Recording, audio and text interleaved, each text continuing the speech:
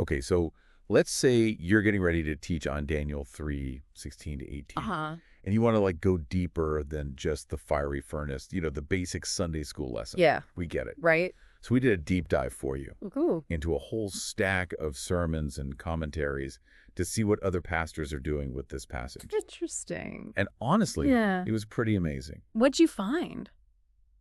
Just the variety of approaches. I mean, Yeah. it's the same story, but people are coming at it from all these different angles. So it's not just about like faith in the face of death. Right. It's like, it's way more than that. It's about Yeah. cultural pressure, identity, Mhm. even like the nature of God's sovereignty. Yeah. One thing that really struck me was how many pastors are finding ways to make this ancient story like feel super relevant Oh, to people today. okay. Like, for example, one sermon used this analogy of a dog bite A dog bite. Yeah. to illustrate the idea of like manifesting Christ through hardship. Mm. Talking about how even in the midst of pain and suffering, we can still reflect God's love and grace to those around us. Oh, that's interesting. Right. Yeah. It's a powerful image because it goes beyond that simplistic idea that like, if you have enough faith, nothing bad will ever happen to you. Right. Right. It's more about how we respond to the tough stuff. Yeah, how our faith shines through even when things are really hard. Yeah, exactly. It's not about avoiding the fire, but how we walk through it. I like that. And speaking of powerful imagery, one pastor actually used artwork Oh, wow. by Alan and Aaron Hicks, Okay. and they depict Shadrach, Meshach, and Abednego as African American. Mm. And he tied that into these themes of resilience and overcoming oppression, Oh, wow. That's powerful. drawing these parallels to the African American experience throughout history. That's really interesting. It's a bold choice. Yeah. I mean, It makes you think. does depicting them that way Right. risk kind of imposing a modern lens on a historical text, or does it actually help us see those timeless themes in a new light? Yeah. It's definitely thought-provoking. Yeah. And it highlights how this story, still resonates with people from all different backgrounds. Right. And how it can be interpreted through so many different lenses. Yeah, for sure. Okay, this one pastor even connected this story to Patrick Mahomes and Taylor Swift. Patrick Mahomes and Taylor Swift, how... It's about the crowds. Okay. You know how massive the crowds would have been to see Jesus back then? Yeah. Like, imagine trying to get close to a modern-day celebrity.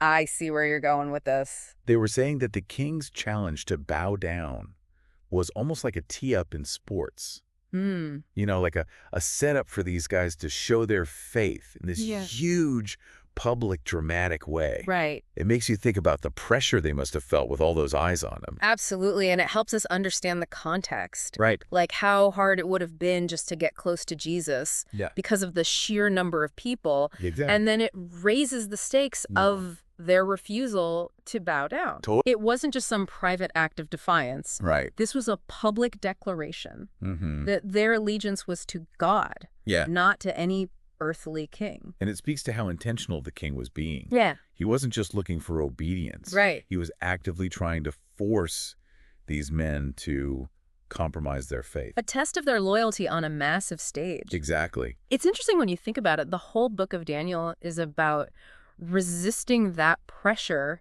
to fit in with the Babylonian culture. Oh, yeah. Remember how they were given Babylonian names? Oh, right? That wasn't just a coincidence. Yeah. It was a tactic to strip them of their Hebrew identity and force them to assimilate. That's like that pressure we all feel Yeah. to conform, to fit in, Right. to go along with the crowd. Even when it goes against our values. But this story reminds us that true faith often means standing out, Yeah. being different, refusing to compromise what we believe in. It's powerful stuff. Makes you think. And that takes some serious courage, Right. to stand up like that. They were literally facing a fiery furnace. I mean, talk about pressure. Yeah, but here's something I found really interesting. Okay. One sermon really dug into that, like, even if aspect of their faith. Even if... Yeah, it wasn't about believing that God would, like, magically save them from the flames. Right. It was about trusting him, even if they died. Wow. That's intense, right? Yeah, it kind of forces you to face the reality that sometimes following God Yeah. leads you into tough situations, Exactly. even dangerous ones. It's about surrendering to God's will, even when we don't get it. Yeah, and that ties in with... And speaking of surrendering to God's will, Okay. One pastor used the fiery furnace as like a metaphor for the refiner's fire. Oh, yeah. Classic. Right. But still so powerful, Yeah. you know? It reminds us that hardship isn't always a punishment. Yeah, yeah. It can actually be an opportunity to grow. Right. To become more like To it. be refined. Yeah, like iron sharpens iron. Right. Sometimes you got to go through the fire. Exactly. And this ties into another sermon I found really insightful. Okay. It kind of challenged the idea that this story is just about individual faith. Oh, interesting. It argued that it's also about community, Oh, wow. Okay. about standing together Yeah. when everyone's against you. That's cool. What did they say? Well, they pointed out that Shadrach, Meshach, and Abednego, Right. they didn't face the furnace alone. True. You had each other. They had each other. Yeah. And they drew strength from that shared commitment to God. They stood together even when everyone was telling them to just give in. Man, that's such a powerful message for the church today. Isn't it? Especially now when it feels like everything is trying to divide us. Right. This story reminds us we need each other. We do. We need to support each other. Yes. Encourage each other in our faith. Yeah, and it made me think about our own ministries. Mm. How can we create those spaces where people feel safe to share their doubts, Yes. their struggles, Yeah. and where they can find support from others who are walking a similar path? It's all about relationships, right? It is. Building those genuine connections within our congregations. Yeah, because that's where we experience the real power of community and Mhm. find the strength to stand firm in our faith. Even when the heat is turned up. Oh, and speaking of turning up the heat, Okay. one pastor talked about the audacity of their response to the king. Oh, yeah. Remember when they said, "Our God is able to deliver us from the burning fiery furnace? Uh-huh. But even if he doesn't, we will not bow down." Wow, they were putting it all out there. They were like, we trust God completely no matter what. That's radical trust. Yeah. It challenges us to think about our own level of trust in God. Right. Are we willing to stand firm like that? Even when it seems like everything's against us. Even when we don't see a way out. Exactly. It's like that deep down faith that says, I believe even when I don't understand. But- And this ties into another sermon that focused on God's sovereignty. Okay. It argued that even if they had died in the flames, it wouldn't have changed God's power or goodness. It's a tough one for people to wrap their heads around sometimes. It is, because we often want to believe that if we're faithful, God will protect us from harm. Right. Like a reward system. Yeah, but this sermon was saying that sometimes God's plan includes suffering, Yeah. loss. Yeah, it's not about escaping the fire, Right. but about finding him in the midst of it. And that's where even if faith is so important, Mm-hmm. it's about trusting God even when we don't get what we want. It's humbling It is. to realize that we're not in control. We're not calling the shots. We're just called to be faithful. To trust his plan, even when it doesn't make sense. I like that. And you know, one pastor actually used a contemporary illustration to help people understand this. Oh, cool. What was it? He talked about how even in the midst of a difficult diagnosis or the loss of a loved one, we can still choose to trust God's goodness Yeah. and find meaning in our suffering. That's a beautiful message of hope. It is. Because even in the darkest times, God's still there. He is. He hasn't abandoned us. He's walking with us through the fire. Yeah. And he'll bring us through to the other side. And speaking of walking through the fire, Okay. one sermon really focused on the actual experience of being in that furnace. Oh, wow. Like the intense heat, Yeah. the feeling of being surrounded by flames, Yeah. the sense of isolation and fear. That must have been terrifying. It's not just a theological concept, right? Yeah, It's a real visceral experience. I like that you called it visceral. And this pastor used all these vivid images and sensory details to help people really imagine it. Cool. It's like he was trying to transport them right into the story Yeah. to make them feel the heat, smell the smoke, Yeah. hear the roar of the flames. That's powerful preaching. It It's is. something we can all learn from, Yeah. engaging people's senses and emotions. It brings the story to life. Yeah, it makes it so much more real for them.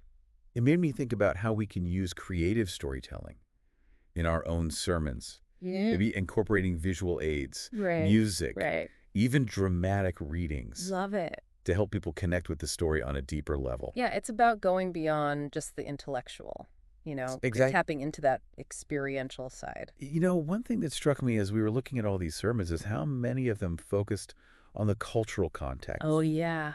That's crucial. for Daniel 3:16 to 18. It is. We can't really understand what they were going through without understanding the pressures of their society. Exactly. What it was like to live in Babylon. One pastor described it as like a pressure cooker of conformity. Oh, wow, yeah. You know, they were expected to adopt Babylonian customs beliefs. They're gods, even. They're gods. Mm-hmm. So refusing to bow wasn't just a personal choice. Yeah. It was a public act of defiance. With huge consequences. Huge social and political consequences. Yeah, they were basically saying we will not be assimilated. Exactly. And that takes us back to the idea of those Babylonian names. Right. Hananiah becomes Shadrach. Yeah. Mishael becomes Meshach. Right. And Azariah becomes Abednego. It's easy to overlook that detail. Yeah. But those name changes weren't just administrative. It was a way to erase their Hebrew identity, to cut them off from Yahweh. It's a subtle form of control. Isn't it? Trying to reshape someone's very identity. Yeah, and one sermon connected this to the challenges Christians face today. Oh, interesting. Maybe not in such overt ways. Right, yeah. But those subtle pressures to conform, to compromise our beliefs, to fit in. It's like that saying, in the world, but not of it. Right. How do we live in this world without losing ourselves? Exactly. It's a tough question every pastor grapples with. And this story gives us a framework. Yeah. Standing firm in our convictions, even when it means being different. Even when it costs us something. And it reminds us that faith isn't passive. Yeah. It's active. It's about making choices. It is. Sometimes really tough choices. Choices that reflect our loyalty to God. And you know those choices, they have ripple effects. Yeah. One sermon pointed out that their defiance might have given courage to others. Oh, wow. Who were secretly questioning things. So it's not just about their personal faith. Right. It's about the impact it had on those around them. Exactly. Their courage could have planted seeds of doubt, started conversations, maybe even inspired others to stand up for what they believe. It's amazing to think that our actions, even small acts of faithfulness, can have such a big impact. Absolutely. And that brings us back to you and your ministry. How can you, as a pastor or Bible study leader, take these insights and make them come alive for your congregation? It's about finding those connections, right? Those threads that weave this ancient story into our modern lives. Maybe it's highlighting the pressures your people face to conform the ways their faith is challenged in today's world. Or drawing parallels to social justice issues. Oh, yeah. Standing up for what's right, even when it's unpopular. Or exploring that tension between God's sovereignty and our free will. That even of faith. Right. That trusts him no matter what. Exactly. So as you prepare to teach on Daniel 3:16 to 18, don't just retell the story. Yeah. Ask yourself, what's the deeper message here? Yeah, what does it mean for us today? How does it speak to the hearts and minds of my listeners today? Because sometimes the most familiar stories hold the most unexpected depths. They do. And by digging deeper, by exploring different perspectives, we can uncover new truths. And find fresh inspiration. Yeah. Share with those we lead. Exactly. It's amazing to think about, you know, the ripple effects of their actions. And that brings us back to you and your ministry. How can you take these insights and make them come alive for your congregation? Right. It's about finding those connections, right? Yeah, those threads that weave this ancient story into our modern lives. Exactly. Maybe it's by highlighting the pressures your people face to conform the ways their faith is challenged in today's world. Or maybe drawing parallels to social justice issues. Yeah, standing up for what's right. Even when it's unpopular. Exactly. Or exploring the tension between God's sovereignty and our free will. Oh, yeah, that even if fifth. Right, trusting him no matter what. No matter what. So as you prepare to teach on Daniel 3:16 to 18, don't just retell the story. Right, go deeper. Ask yourself, what's the deeper message here? What does it mean for us today? How does it speak to the hearts and minds of my listeners today? Because sometimes the most familiar stories hold the most unexpected depths. They really do. And by digging deeper, exploring different perspectives, we can uncover new truths. Absolutely. And find fresh inspiration to share with those we lead. Yeah, and that's what this deep dive is all about, right? That's what we're here for. Helping you uncover those hidden gems. Those nuggets of wisdom. Yeah, that can make your teaching come alive. And connect with people in a powerful way. So as you step into the pulpit or lead that Bible study, remember, you don't have to stick to the surface. Right. Dig deep. Ask those tough questions. Be bold. And trust that God will meet you there. In the depths of his word. Amen to that. And that's a wrap on our deep dive into Daniel 3:16 to 18. Thanks for having me. It's been a pleasure having you. It's been fun. We hope this has sparked some new ideas for you. Yeah. And encourage you to keep digging deeper into God's word. Absolutely. Until next time, keep seeking, keep exploring, and keep the fire burning. Yeah, keep the fire burning. Yeah.